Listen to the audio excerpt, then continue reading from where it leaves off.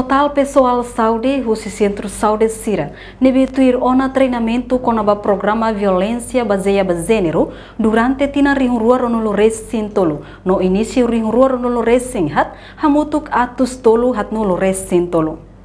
CEFI Centro Saúde Veracruz, Marília Pereira da Conceição informa treinamento com a violência baseada em gênero, com intenção atuar a capacidade pessoal saúde Sira, pode atender sobreviventes Sira com violência baseada em gênero, nebe com qualidade. Também vítima Sira, precisa liu pessoal saúde nebe mak treinado, pode folhinha da huluk ba sobrevivente, nebe mak consulta e a facilidade saúde nebe iha. Portanto, matéria de treinamento vibizine e a modelo sanol racing hito, no cada modelo importante tebes, também realidade sobrevivente nebe ba iha centro saúde, pessoal saúde sira belo fo atendimento digno.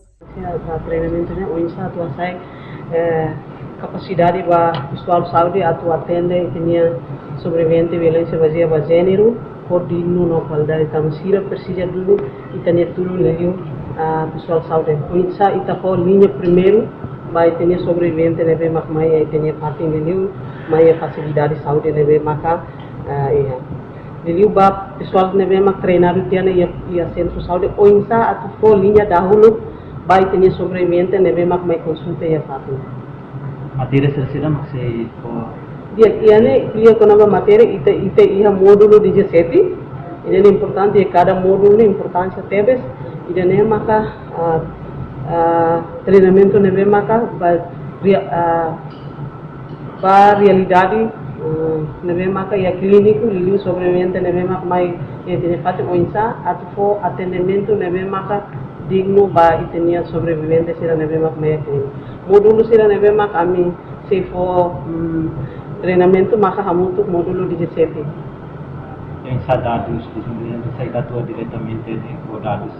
Dados nebe maka recolha, se 2023 se tinha pessoal saúde nebe maka treinado ona, hamutu 315 e a 2023, no 2024 e a mês de janeiro hamutu 28.